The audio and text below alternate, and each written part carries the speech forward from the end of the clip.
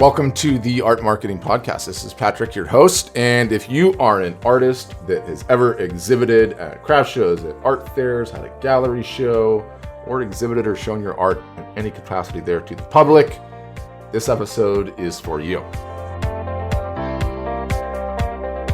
Now let's start talking about some new technology. So one of the things that we've been doing on this show is really trying to get listener feedback. And one of the ways that we've gone about that recently is with this new piece of technology where you can actually pop a chat window on the site. And so, this is radio, it's not visual, so might as well explain it. If you come to the podcast website, there's a little bubble on the right-hand corner. If you've been on the site for any amount of time, it will pop up, show my ugly face, and I'll ask you a question. And the question's been, what's the one topic you want to see covered on this podcast? And so it's been really fun over the last couple of days or so to be able to get all the responses, and many times I've actually been there live to respond, and I'm responding to all of them. So if you do come to the site, depending on when you listen to this, it's the artmarketingpodcast.com. You might see the chat bubble pop up. But anyway, I've been answering those questions and getting into some of the live back and forth. And one of the questions that's been popping up repeatedly is, how do I get started growing my email list? And I think this is a really important one. And I think, given the last episode, and for those who didn't listen to that one, we brought on artist Bill Stidham, who put 220,000 miles on a van driving around the United States, going to art shows and gathering email addresses.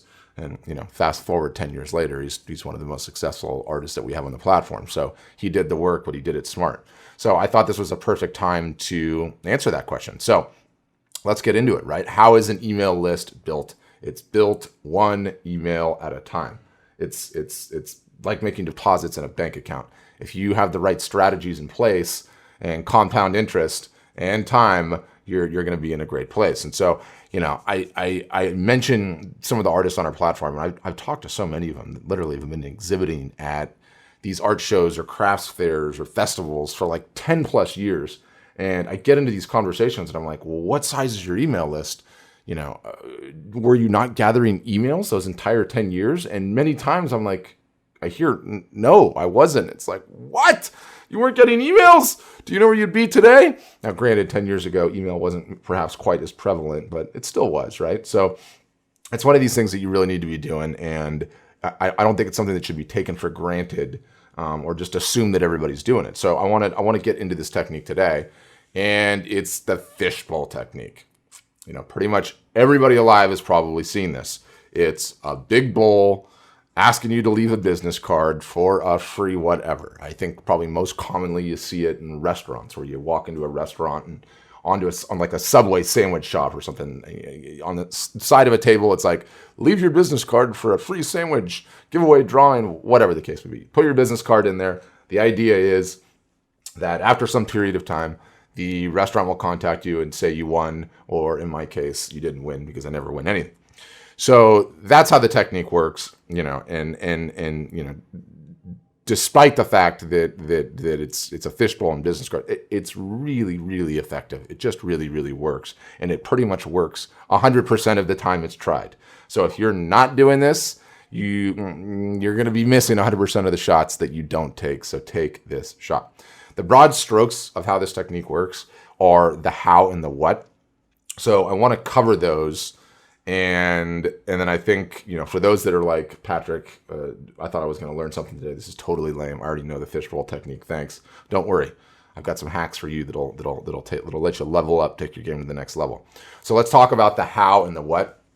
The how you're going to go about doing this is how you're going to gather the email addresses. And despite the fact it's traditionally thought of as the fishbowl technique, there are multiple ways that you can go about this. You can do the fishbowl, put it out in front, put it on a table or a seat or a chair or whatever, and gather business cards that way. But today's day and age, not everybody has business cards, so maybe you don't want to do the fishbowl. For those that do, I've got a buddy who's a photographer. He's on the platform, Randy Hufford, out in Maui, and he actually did this entire setup quite effectively, actually. And he sent me some photos, which are really cool. And he's in a parking lot somewhere in Maui, in Kula, I think.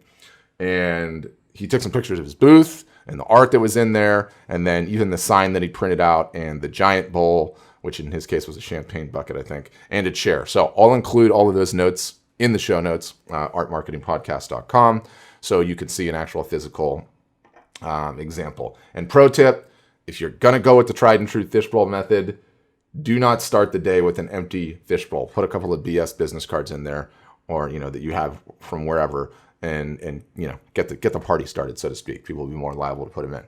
So if that doesn't work, you want to try something a little bit different, you can go with the good old tried and true clipboard and paper.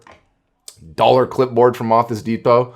Put some paper in there, but first name, email address, and some lines. Have people fill it out that way. This one can be incredibly effective too. Sometimes the simpler is just better and easier. And sometimes you can do it in conjunction with the fishbowl and the clipboard. Oh, I don't have a business card. Really? Try my super sweet clipboard. So you can do those too. A third way to do it is you can even use an iPod that's on a stand. Now, if it's Wi-Fi or 3G connected, some people really like this to use the technology. If you're an Art Storefronts customer, you put your lead capture on there and they just, boom, they put their email address right in. It goes directly into your system. So that's a cool way to do it. So, your mileage might vary. Use what works best for you, what works best for the situation. Art fair, busy, a lot of foot traffic, whatever the case may be, just test. And I think that's a great thing to do. So that's the how you go about doing it. The what is, what are you going to give away? And there's lots of room for creativity here. It can be just about anything. You can try different things, come up with different things. On Randy's, and I took a close-up picture of his sign, like I said, it says fine art canvas giveaway.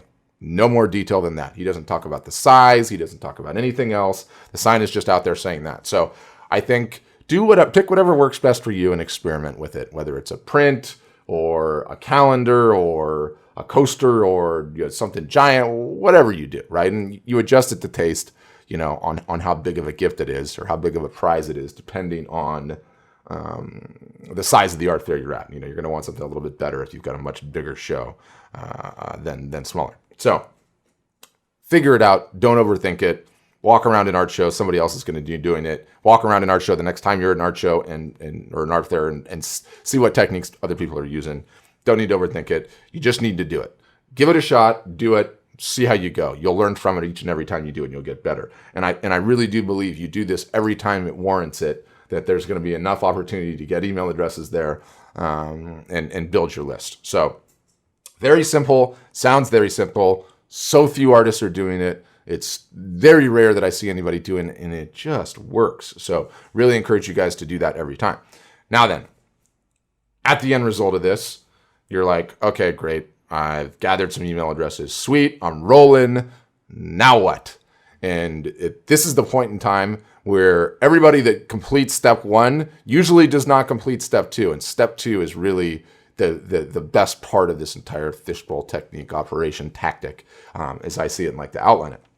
Because you can't exactly go down to the ATM machine, put in your card, enter the PIN, and withdraw those email addresses and spend them on a Saturday night, right? That's not going to work. So what do you got to do? You've got to email these folks. And let me tell you what a fantastic way to get a great open rate when you email these folks saying whether or not they won the contest. That's an email people are going to open. More on that in a second. So to keep the math simple, let's just say you did your art fair, your craft show, whatever it was, and the 100 business cards ended up in your bowl, right? Awesome.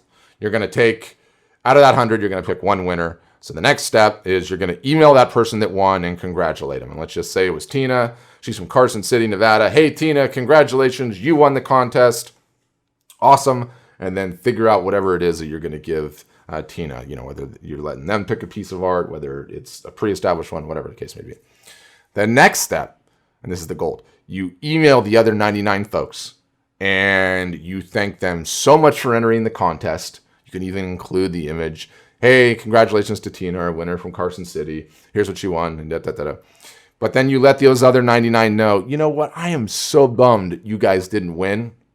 And I want to thank you so much for taking the time to enter the contest that I wanted to just do something for you. And I wanted to give you a one-time discount, let's just say store-wide, to pick up a piece of my art. And, it expires in 24, 48, 72 hours. I'm normally, I like the 48 hour sweet spot, but you can experiment. The key is some sort of discount and make sure that there's a time sensitivity to it and it expires. So let's just reiterate what went on there and unpack it. You have this group of people that's shown interest in your art. Admittedly, you're going to have a few people in there that are just, I enter every contest possible to win. But you get those 3 or 4 people out there. And in our example, you're going to have 95 people that have shown some interest in your art that are waiting for an email because they want to see whether or not they won the contest. Everybody's going to open that thing.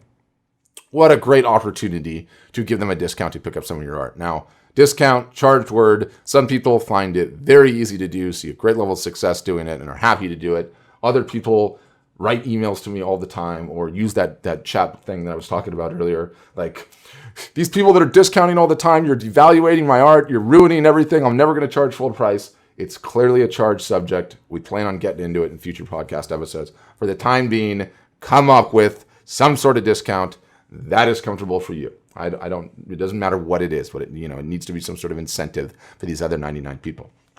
And you'll find that is a really, really rich fishing ground, because in so many cases, you've got and as a precursor, I would say I recorded an episode a little bit earlier ago. I think it was episode 3. Not all traffic is created equal. And if you haven't listened to that, I encourage you to, because I define 3 levels of traffic, which in this case is cold, warm, and hot. And the concept being cold, doesn't have any idea who you are, doesn't know you. Warm, just getting to know you. Hot, almost ready to make a purchase, but didn't.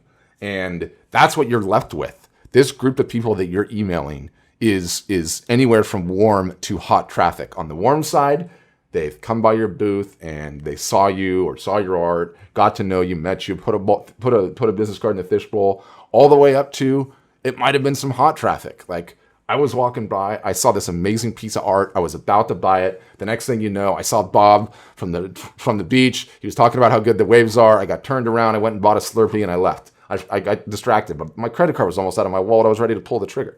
So what a fantastic opportunity it is to send an email to this warm and hot traffic and potentially get another sale. I mean, especially with, you're in the booth, you're talking to somebody, you're engaged in some conversation. I come walking by, I see your stuff, I really like it. I don't want to bother you. I'm busy. Somebody's babysitting my dog at home or kids or whatever. So I just fill out the list really quick and I leave. It's like, there's so many of those scenarios where you've got this great person to start a relationship with, or potentially even get a sale out of. So it's a fantastic technique. It's totally effective, and very, very few people do step 2 after the step 1. So I think the 2 of them used in conjunction, and especially, rinse and repeat often, is and can be just absolutely crazy, crazy effective. And there's even one more step to this that I love, which is an even bigger pro tip, I'd say. I hate that word pro tip. I don't even know why I use it. But, okay. You had a contest. Everybody entered. Somebody won. What now? You're not done yet. You've got one more step. What's going to happen, and for this example, let's just say you're shipping your piece of art to whoever won, which is probably the most likely, but maybe if you're local, they'll come by your gallery or you'll deliver it, whatever. You still use the technique. But for our example, let's just say somebody won the contest, you're shipping them the art. One of 2 things is going to happen after you ship the art.